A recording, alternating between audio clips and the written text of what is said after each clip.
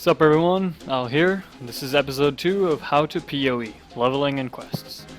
Now you just entered the game, you know what you want to play, you've got your loot filter set up, and the wiki is your faithful companion. So you pick an amazing character name, go to create, prophecy hardcore or softcore, choose your class,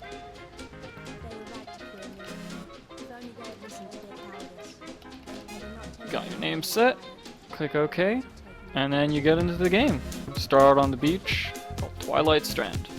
Some useful shortcuts are P for your passive tree, I for your inventory, C for your character screen and stats, S for your social, for friends, guild, and all that stuff, and finally, of course, escape for your menus.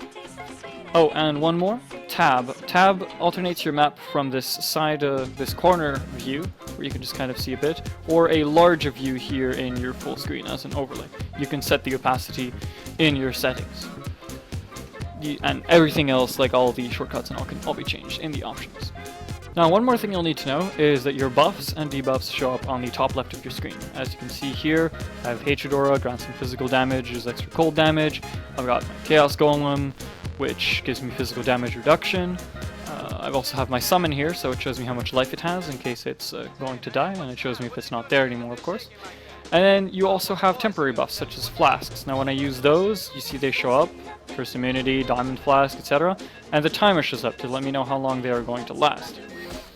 Other buffs include power charges, and other types of charges, endurance charges, and frenzy charges. I don't generate frenzy charges, but this is what they look like.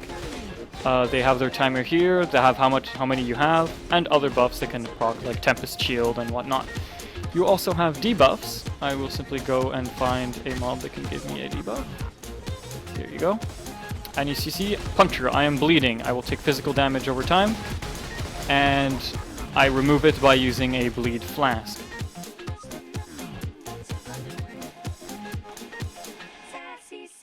Side quests, which ones to do and which ones to avoid. Now as you enter town, you'll see a bunch of NPCs around, all these guys, and you don't need to talk to them to start any quests, but you do need to talk to them to hand in rewards. You can still talk to them, of course, to see the lore, hear what they have to say if you're interested in that. If not, you can just skip them. Basically, most quests in the game will give you gems, either skill gems or support gems. So you definitely want to always go in hand in the quests so that you can get your support gems and your skill gems and just generally progress as a character. You can also purchase a variety of gems from the vendor in each town. So for example, this one in this city, you see I can purchase all these gems. Now, the amount of gems you have access to depend on the quests you're at. So for every quest you complete that gives you gems, you will unlock a new row of gems that you can purchase off of the vendor. What's interesting though is that not all side quests are necessarily worth doing. So in Act 1 Normal, here is my guide to what you want to do and what you don't want to do.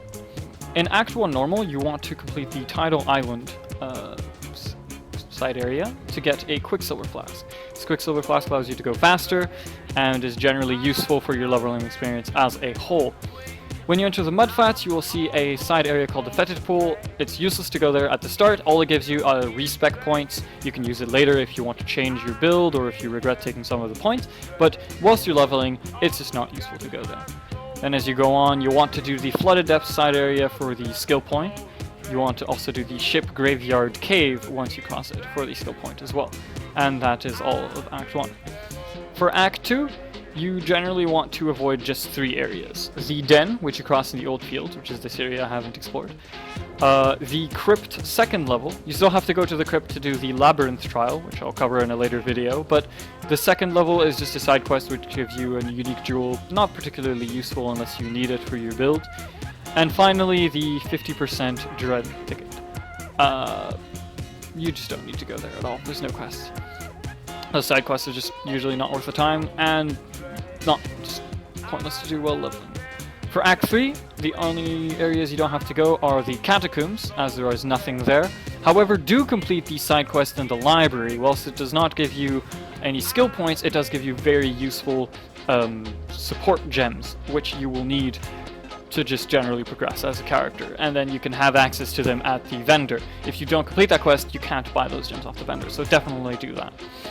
In Act 4, you have to go through everything anyway, don't worry about it. Make sure you pick up Deshret's Spirit in the Mines, level 2, for the extra skill point and passive respec.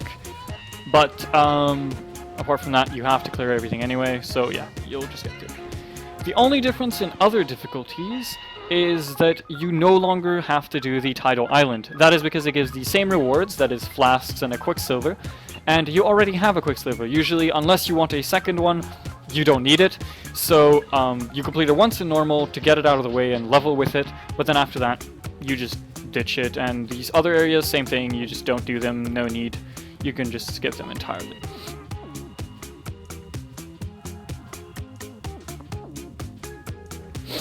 So difficulties and resistances. So as you know, there's 3 difficulties in the game: normal, cruel, and merciless.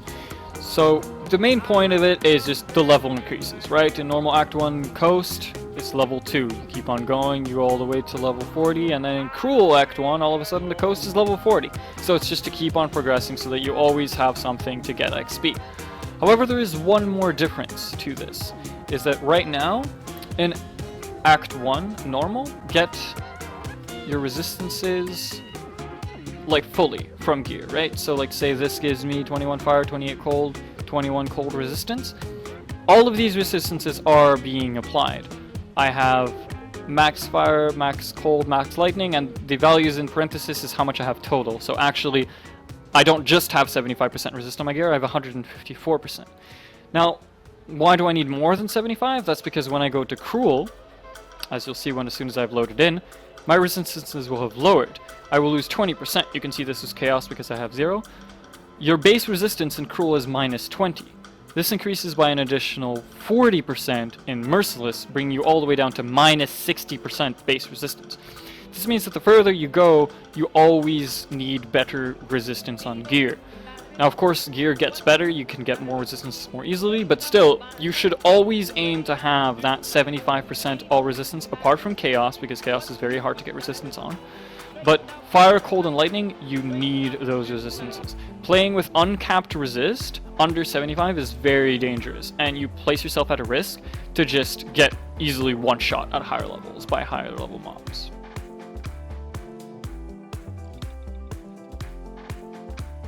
So, Strongboxes. Strongboxes are part of the game that is both really fun, but can also be really scary. Now, many people die to Strongboxes because they don't expect them to deal much damage. Like, most of the time you find these normal Strongboxes, white Strongboxes, they don't do anything apart from summon a few monsters, so you're like, whatever. But there are mods on the box that can be very scary. Let me just get rid of these mobs, and then let us try and roll some mods. Now, you can use currency on Strongboxes just like normal items. So, for example, I will use an Orb of Transmutation here to make it blue. That is magic. So, freezes you when activated. That's a bit annoying. You can't move. You might get caught by all the mobs in the middle.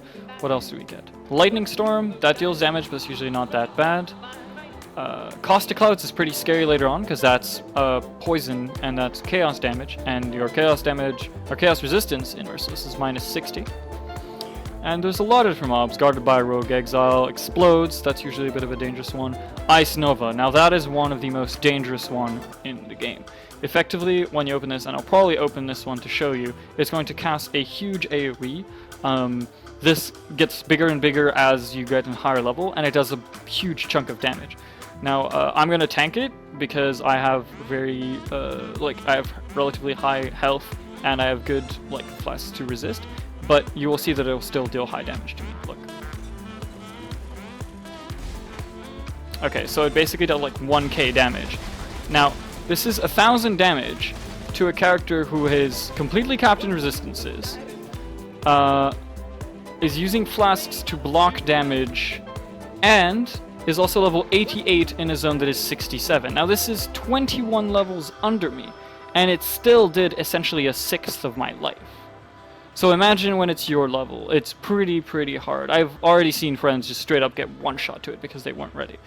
So yeah, Explodes, Ice Nova, and finally Detonate Dead. Now I couldn't show you Detonate Dead because there's no corpses around, but when there's a lot of corpses around a Strongbox and it has Detonate Dead on it, it will explode all of the nearby corpses in a chain reaction, and that can easily wipe you out. So be very careful. If you see any of those mods, essentially, make sure to run away from the box as soon as you open it. You just use a movement skill. You click on it, and then like Whirling Blades or Flame Dash or Leap Slam, whatever, just get away from the box. And then get safe away from the explosion, and then you can clear the mobs easily. Make sure that it is a movement skill though, because the mobs that spawn around you might actually block you.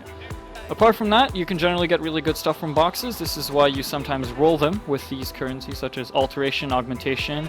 You might scour it to get rid of the mods on it, and then use an Alchemy to turn it from white to rare instead.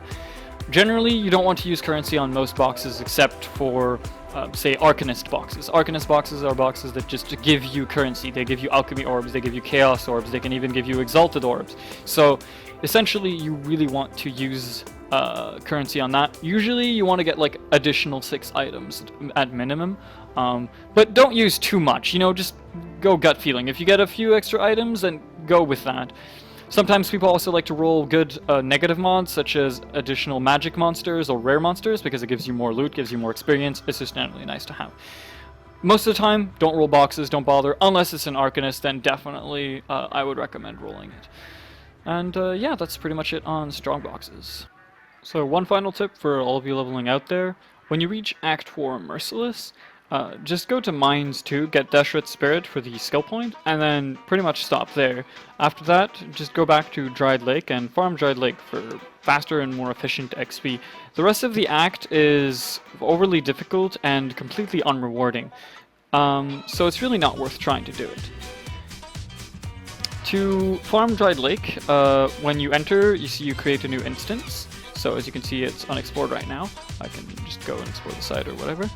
And then when I go back in, after I've cleared all of it, like you teleport back to town, you control click. So you stay pressing control and then you click on this gateway, essentially, bring you to Dried Lake. And then you can see the old instance I had, so 7 minutes 58. This is the old instance, so suppose you just full cleared it and you click new. What that allows you to do is essentially you create a new instance. As you see, I haven't explored again. And now it's different, and now this time there's mobs here. And basically, it allows you to farm the zone again and again without having to wait the 8-minute delay of it to time out. So yeah, that's pretty much it. With that, you'll be up and running in maps in no time.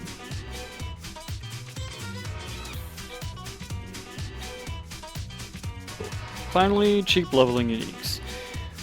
My recommendation is at least there is a basic 2 uniques that are going to be useful no matter what build you want to start with. These are Wanderlust, the wool shoes. They give you increased movement speed and immunity to freeze, which can be very annoying and sometimes quite scary early on in the game. So they're great.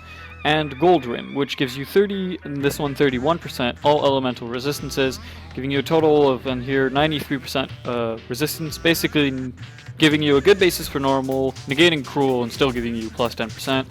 And in Merciless, giving you a good basis to build upon with other gear. Always kind of giving you this safety. And they're great because you can equip them right at level 1, and they're quite cheap. You can buy them off of other players for about an Alchemy Orb up to a Chaos Orb, depending on when and who you find it from. I'll be going over how to trade with other players in one of my next videos, so don't worry about that. Another unique I personally recommend is Life Sprig, but that's because I like playing casters. Life Sprig is just a great caster wand early on. It gives you spell damage, cast speed, increases the level of your spell gem, and it even has an extra little bonus of regen life every time you cast. Obviously this is a choice for a spellcaster build, or at least a spellcaster leveling. You can level with spells and then choose to go to something completely different. But there's a lot of great melee and bow, like Silver Branch, just those kind of uniques that are out there. You can easily find them. The reason I prefer Life Sprig is because this basically carries you all the way until you want your good weapon. All the other weapons, the physical weapons, you do need to actually swap them relatively often. So if you're trying to play that kind of build, you'll have to buy new weapons or new uniques off of people, unless you drop them yourself, of course. So yeah, that's pretty much it for this video. I hope this second episode helped you guys out, and that you enjoy your leveling experience. I'm Alastiir. You can find my Twitch in the description if you want to come and ask some questions in stream. or leave maybe a suggestion in the comments if there's something you'd like to see next. I'll see you in Wraeclast.